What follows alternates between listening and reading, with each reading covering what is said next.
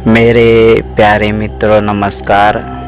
ध्यान ही जीवन है और जीवन ही परमात्मा है की राह में आप सभी का स्वागत है। आज हर एक इंसान अपने मय में जी रहा है और वह मय उसी का एक रूप है पर अप्रकट है। अगर हर एक इंसान अपने उसी मय को देखे, उसी मय को जाने, खोज करे उस मय की जिस मय में वह जीता है और जिस मय से उसकी पहचान है, उस मय को वह खोजे तो उस मय में ही तो दिखाई देगा। हर एक इंसान अपने मय में कभी पिता के सामने पुत्र हो जाता है, कभी पुत्रों के सामने पिता हो जाता है। हर जगह वह अपने एक ही मय को कई रूपों में प्रकट करता है कि मैं इनका पुत्र हूँ, इनका पिता हूँ, इनका पति हूँ, इनके भाई हूँ। पर असल तो वह एक ही है, पर फिर भी उसने अपने एक का कई रूप बना लिया और सारे रूपों की पहचान वो पकड़ के रखता है। पर जो सत्य की पहचान है वह वो जानता ही नहीं और उसे जानने के लिए उसे उसी मैं को खोजना पड़ेगा कि मैं कौन हूँ। मैं एक बीज की तरह है और वह बीज कोई मामूली बीज नहीं है। जैसे एक वृक्ष का बीज कभी देखता है अपने आप को और सोचता है कि मैं कहाँ से आया, मैंने कैसे जन्म लिया, किससे जन्म लिया। तो खोजते खोजते उसे पता भी चलता है कभी कि मैं इस वृक्ष से जन्म लिया हूँ।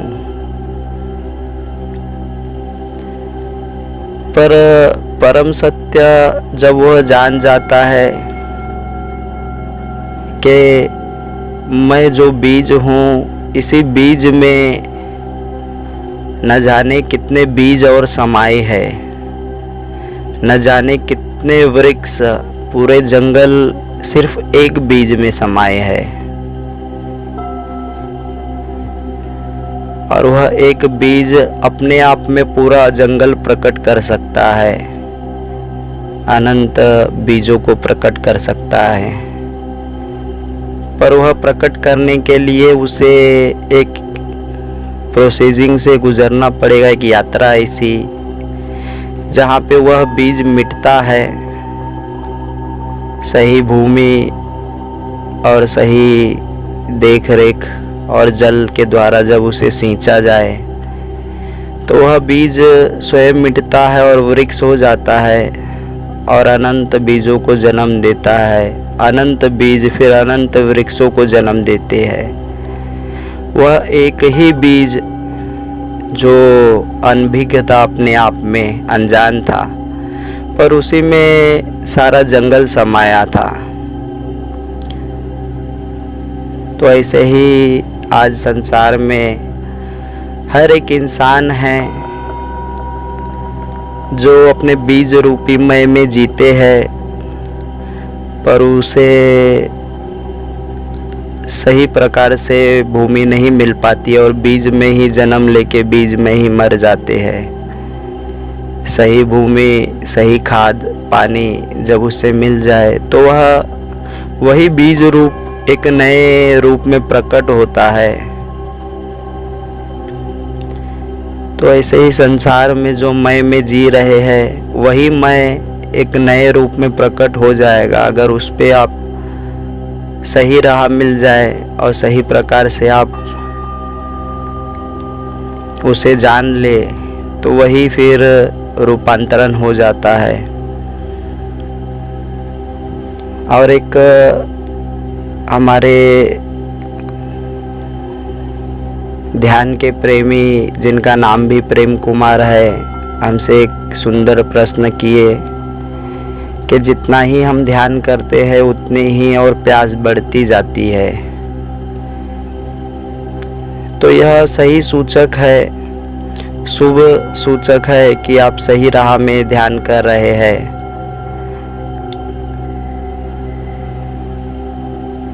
जैसे एक छोटा सा बालक 1-2 साल का, अभी उसका भोजन बहुत नामात्र में होता है, पर वह थोड़ा थोड़ा भोजन करता है, थोड़े से दाल, थोड़े से हल्के चावल पतले। जैसे जैसे थोड़ा थोड़ा ग्रहण करता है तो उसका एक रूप है जो बड़ा होता है, जो उसका शरीर है वह बढ़ता है और उसकी भूख भी और बढ़ती है। फिर अब जो वो दाल और थोड़ा से हल्के भोजन में तृप्त हो जाता था, अब वह तृप्ति नहीं होती है, उसे और भोजन की ज़रूरत है। तो ऐसे ही ये ध्यान की राह भी है। आज आप अगर सही ध्यान करते हैं तो आपको क्षण मात्र के लिए जो शांति और आनंद और स्थिरता आती है, फिर वह संसार में खो जाती, पर प्यास भी और बढ़नी ज़रूरी है। यही कसौटी है कि आप सही प्रकार से ध्यान की राह में आगे बढ़ रहे हैं। तो जितनी आपकी प्यास बढ़े उस अनंत के प्रति, उस असीम के प्रति, तो ही तो आप आगे बढ़ पाएंगे। जैसे वह बालक का फिर आगे चल के वह और भी बहुत सारे भोजन को ग्रहण करता है, उसके ज़्यादा भोजन हो जाते हैं तो उसे तृप्ति मिलती है और वह वैसे वैसे विशाल होते जाता है, बड़ा होते जाता है। तो हमारे ध्यान भी एक प्रकार का भोजन है आत्मा का।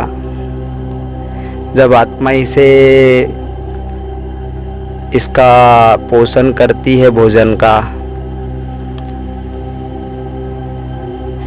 तो धीरे धीरे उसे और भी भोजन की आवश्यकता होती है, तभी वह तृप्त होती है और धीरे धीरे तृप्त होते होते वह असीम के साथ एक हो जाती है। फिर उसे भोजन की भी आवश्यकता नहीं है, वह स्वयं अनंत हो जाती है, असीम के साथ एक हो जाती है।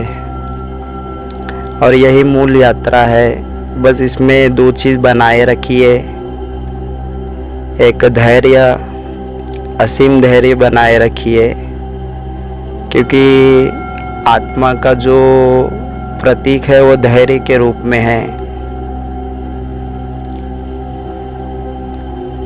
और एक समर्पण की थोड़ी आवश्यकता है प्रकृति के प्रति, इस अस्तित्व के प्रति, क्योंकि मन समर्पण में नहीं जीता है, मन चाहतों में जीता है। जब तक चाह है तब तक मन है और मन शून्य होना जरूरी है। तो एक प्रकार अस्तित्व के प्रति समर्पण बनाइए रखिए।